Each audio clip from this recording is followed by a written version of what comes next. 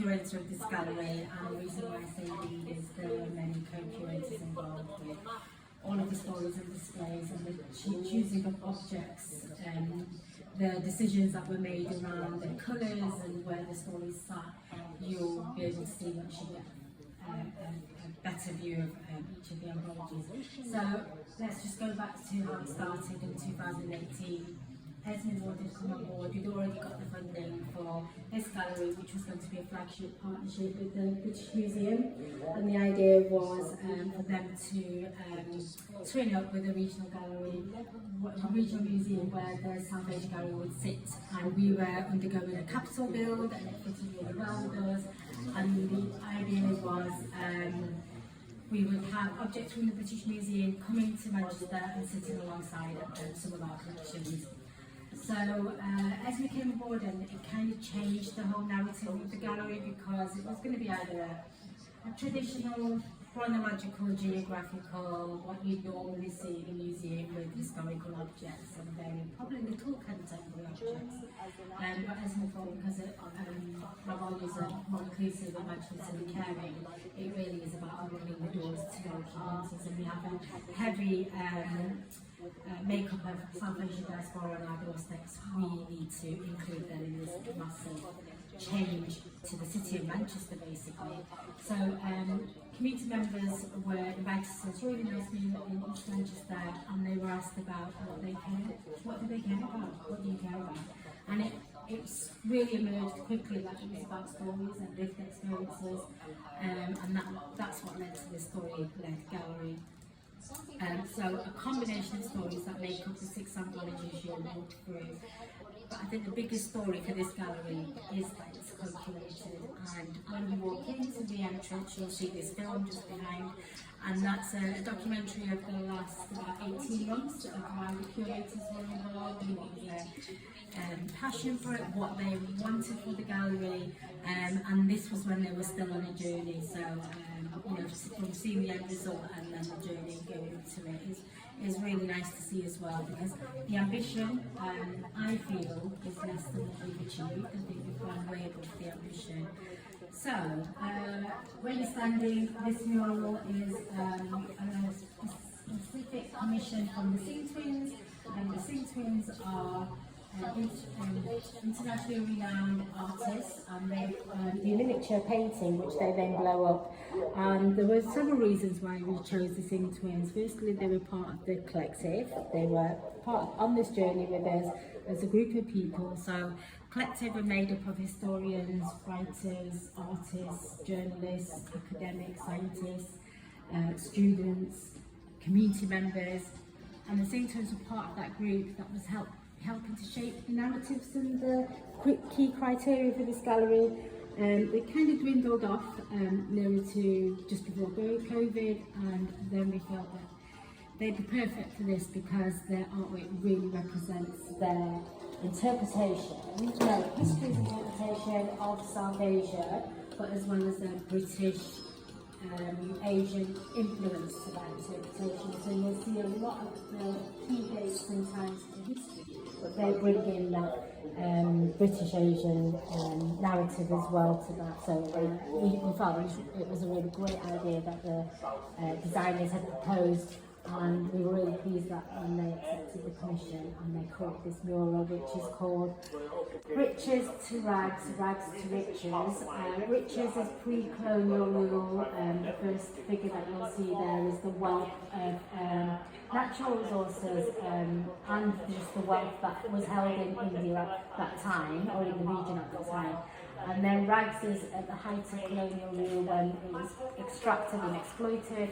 You go back to the figure at the end in the wheelchair, the South Asian woman, is riches again, and that's the contribution of South Asians to British life today. So it will take you more than a week to go through this mural, and we won't do that today. But so that this sets the tone for the gallery of the combination of stories and the time span that this gallery then looks into.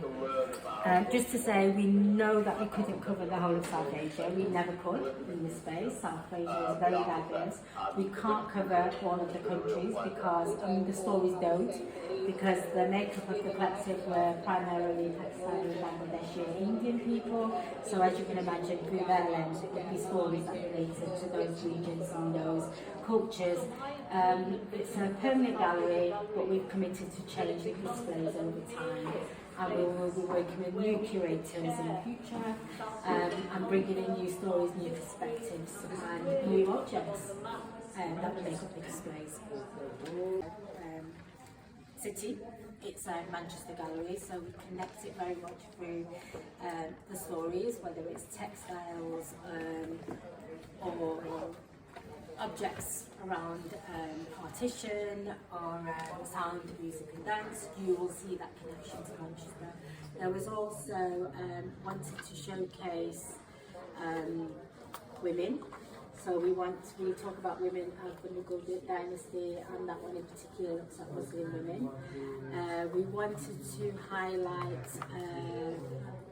and break down stereotypes and myths about South Asia. So quite a few of the themes and stories that you'll see will actually make you curious and think, okay, I didn't know that about South Asia. I always thought. So for example, in lived environments, we have the care for the environment story and recycling of materials.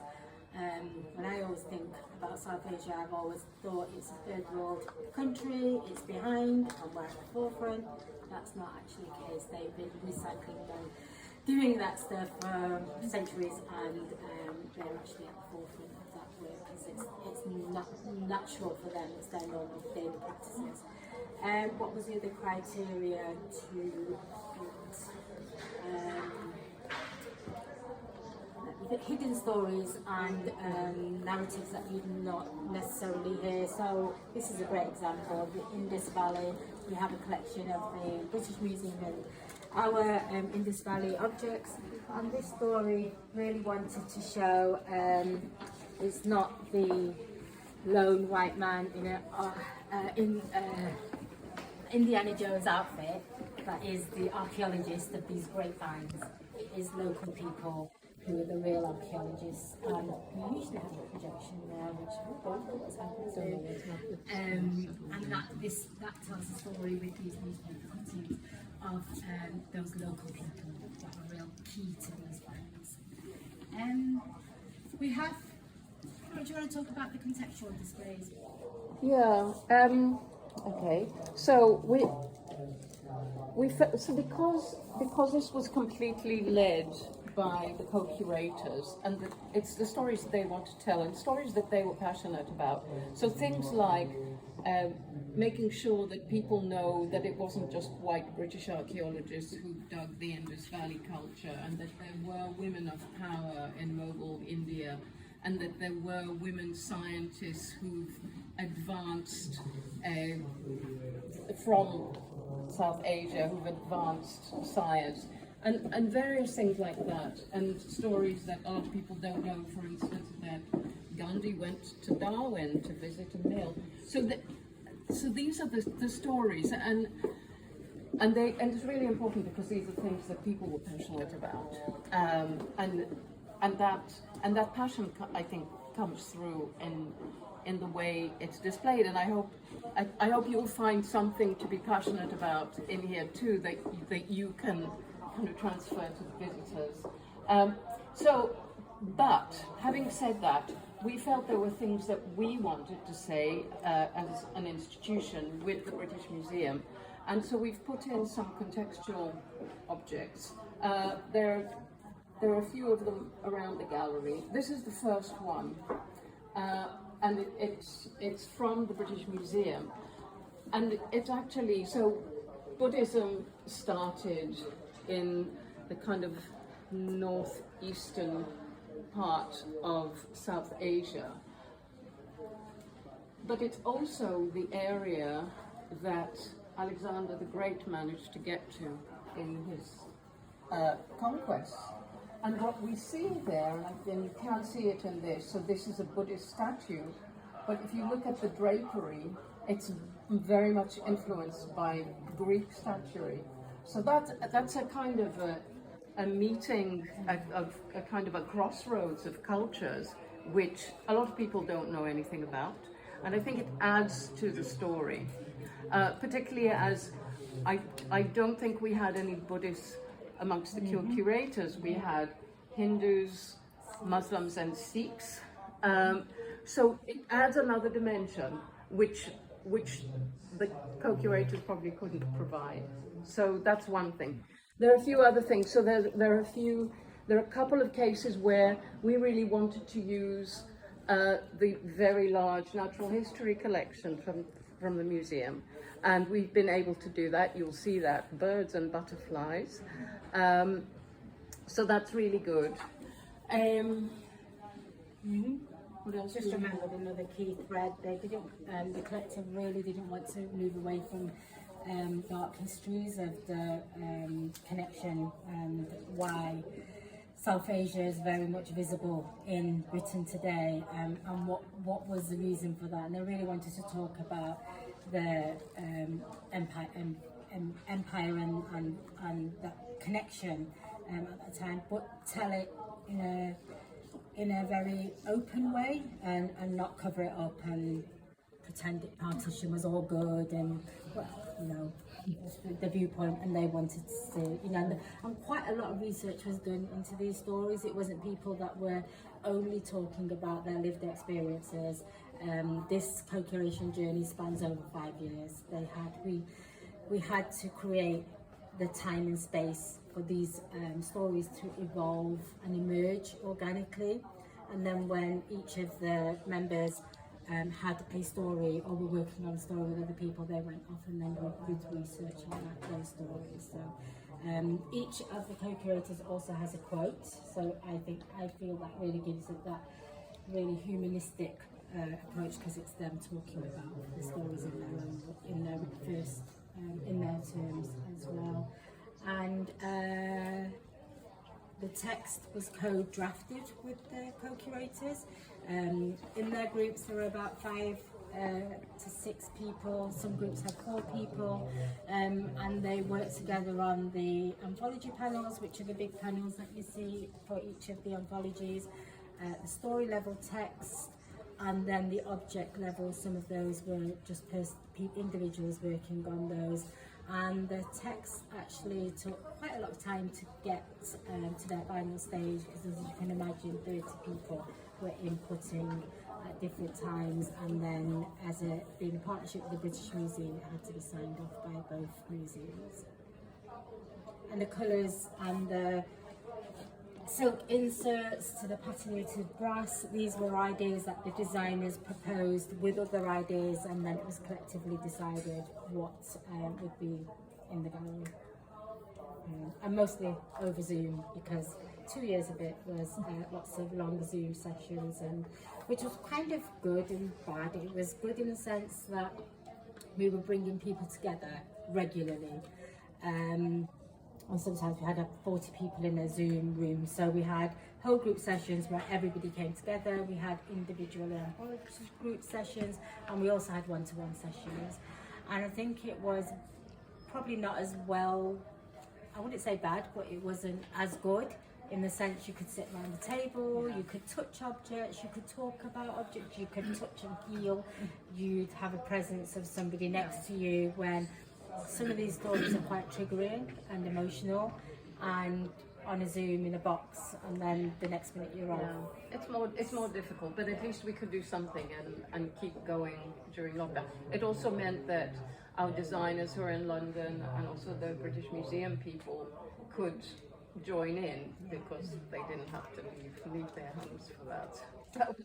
That was kind of useful. I was going to say something about the text. The trouble, I'm sure you've been to museums.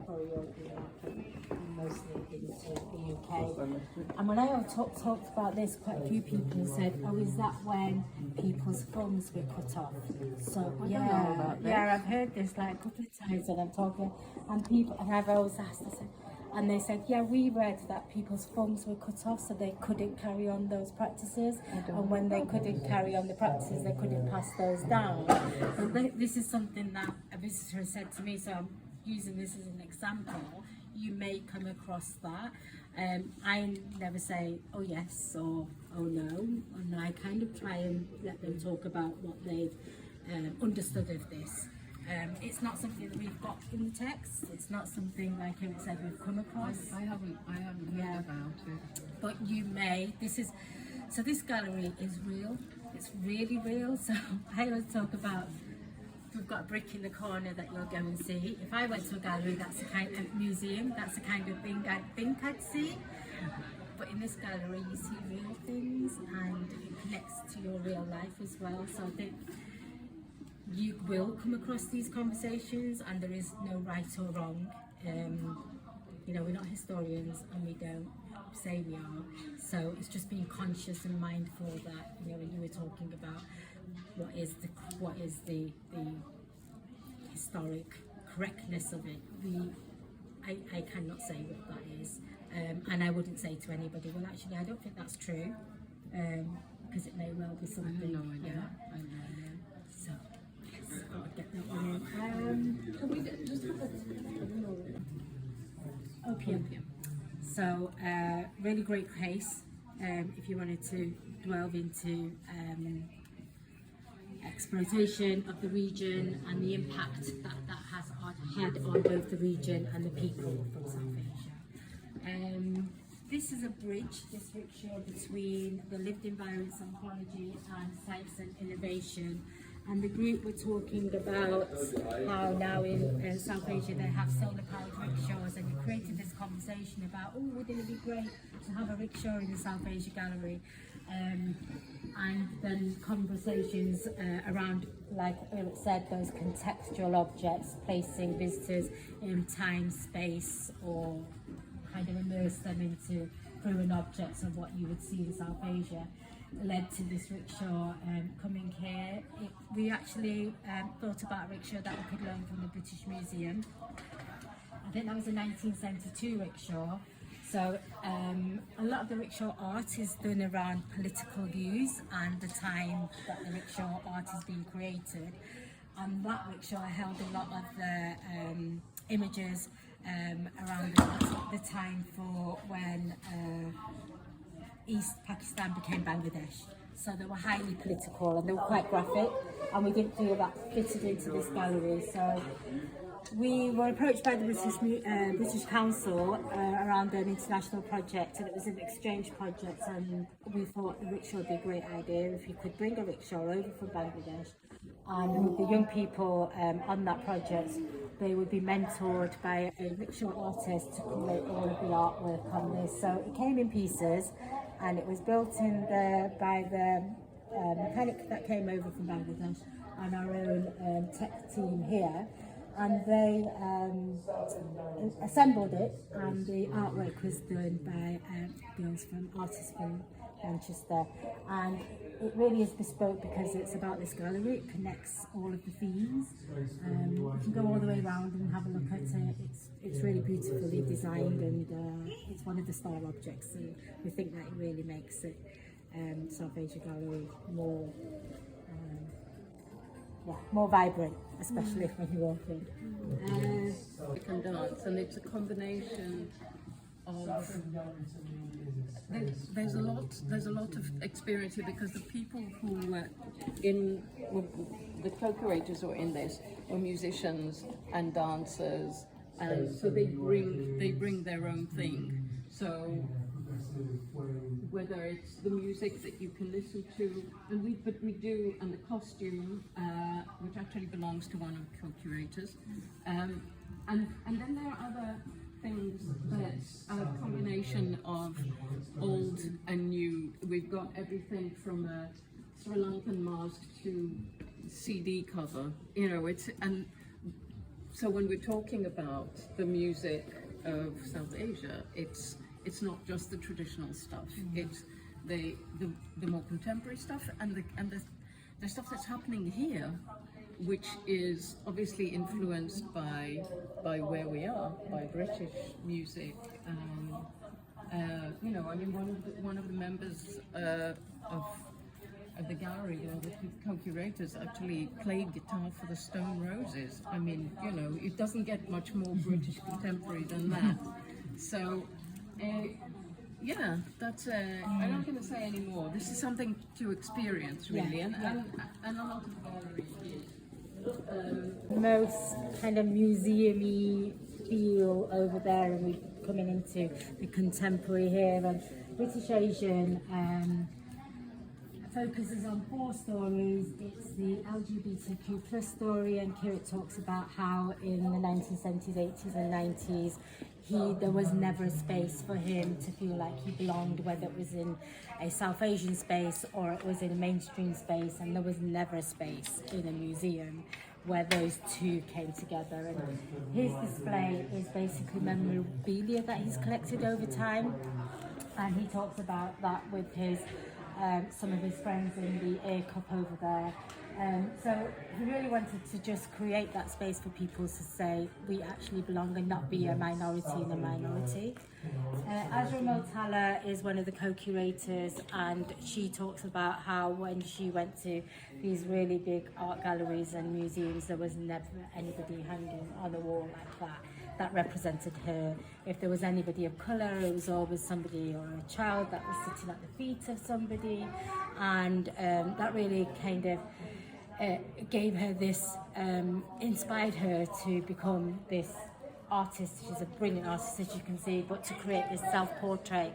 And the materials actually used to do this as well. There's a lot of text there that you can read. It's called the portrait is called I Beg You to Define Me, and it talks about her multiple identities as a British Asian. And if you can see, the chair and the trailer have not been completed. It's not because the picture isn't finished, it's because she says you never complete, your identity never finishes, it's always evolving over time.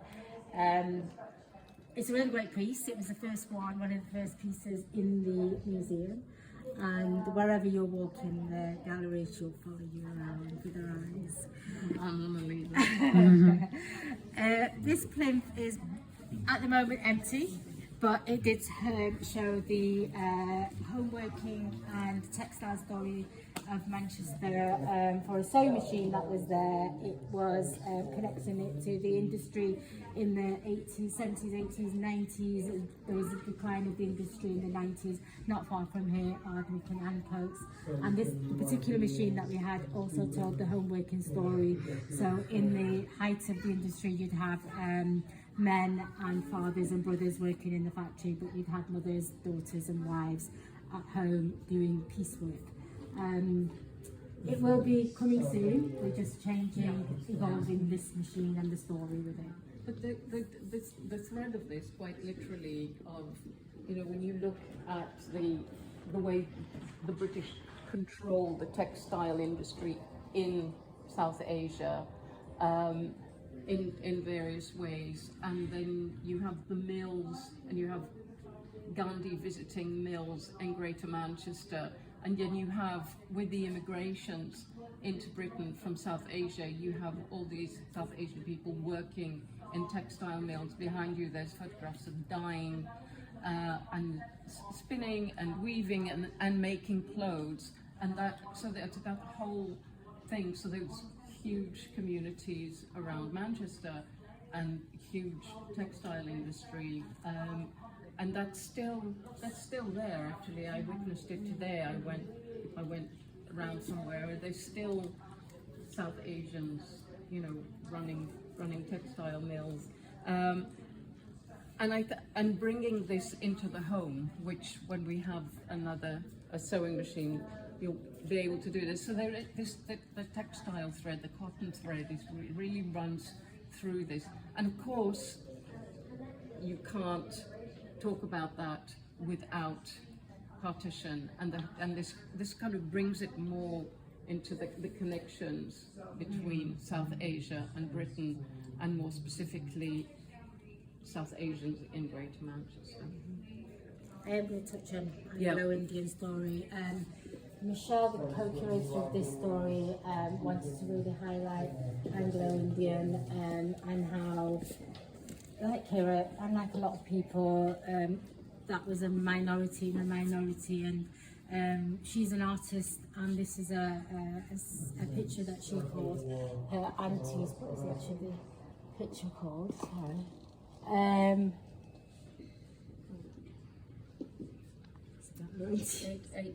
Eight honors, and they are her aunties, and she's very into doing her collage, and you can see it's and actually you'll get to see some of her this in the shop soon, because where the shop is just working with her.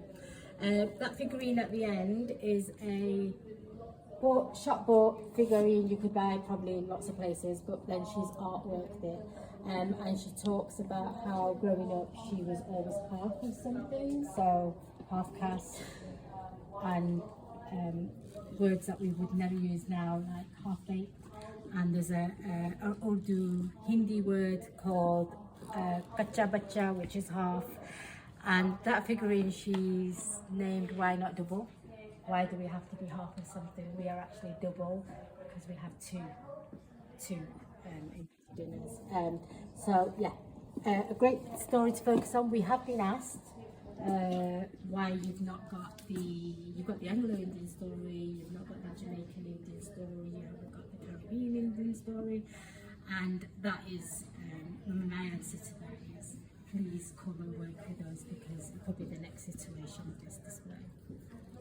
And actually, as you'd expect, this gallery would talk about partition of India in 1947 when it became two separate countries. This group wanted to talk about the Roman Empire through forced migration, as with the partition, through semi-forced or voluntary. Particularly with forced migration, they did not just want to focus on 1947, they wanted to bring it to today, and hence you've got the Rohingya refugee story just over the side there, and they talk about how we do not, the same patterns occur over history, and do we actually learn from the mistakes that we've made. Rohingya refugees was a competition by somebody who asked people to photograph pictures in refugee camps, and the youngest member of the collective, Fatima, was really focused on wanting to bring that story, and she went online, saw these pictures. We then got in touch with the organiser and the photographers, and we then got the rights to then display those in the display. And although how harrowing they are, we thought it was really necessary to show the stark reality of what is still happening even to today. And they are quite stark, and they do focus on children. But Fatima was really kind of, she really wanted to show them in. I mean, there were ways that we kind of considered this display, but we really wanted it to be true to what she wanted to do. Yeah, it's important to show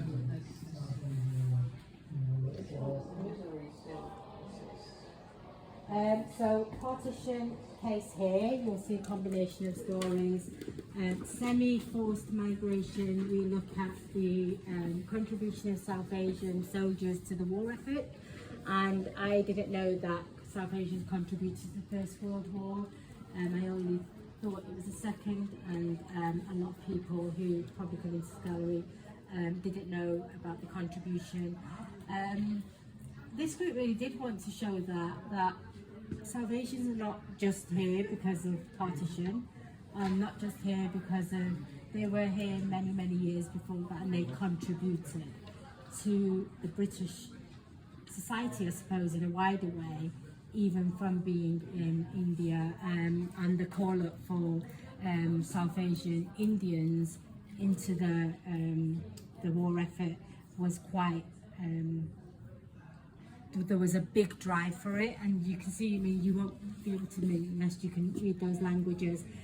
One of the posters says, who will take this money and who will take this land. It's a second poster with the rifle there, And you know, it starts those conversations about, well, whose money were you actually giving, and whose land were you giving, and who were you asking people to fight for, and which country was it?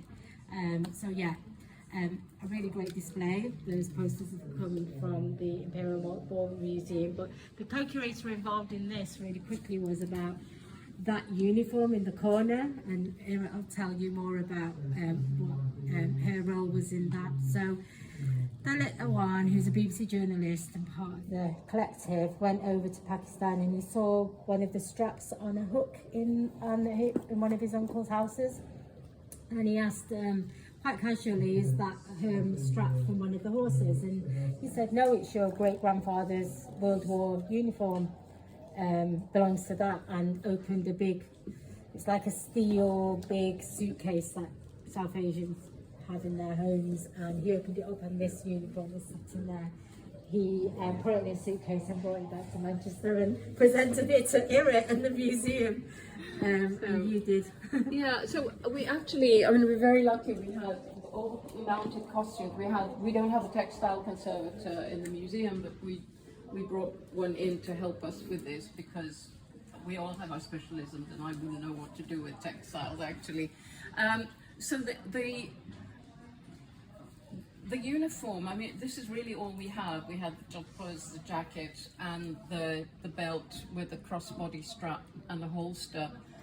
So we don't have footwear or a hat or anything like that. But we decided that we wouldn't try and complete those like you would do, say, in the Army Museum, because the importance is how Talat found it, and the story that goes. The story, his story, and what's less important is, you know, what the insignia, which regiment he belonged to. So we didn't even do the research. He was probably in a mule regiment, so they were used to transfer goods and food and that sort of thing for the British Army. They played a really big role in Gallipoli in Turkey in World War I. So they are important for the war effort. There's no question there. But that's not the main. That's not the important thing here. The important thing here is Talat found this in his uncle's attic, and never knew anything about it. And I think a lot of people, as Nusrat said, won't know about contribution of South Asians to the First World War. So yeah, it's quite a nice one.